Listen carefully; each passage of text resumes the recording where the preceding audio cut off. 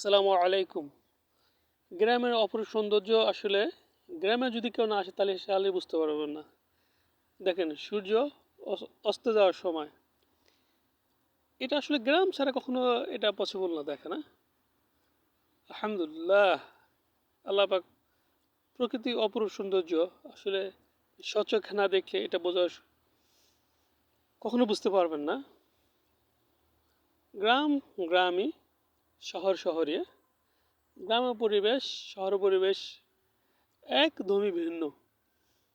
গ্রাম আসলে মনে হয় যে গ্রামে থাকি, শহরে থাকলে মনে হয় যে শহরে থাকি।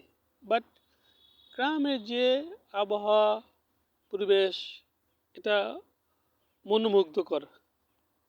আপনি যদি গ্রাম আসেন বুঝতে পারবেন গ্রামে আসলে জীবনটা কেমন।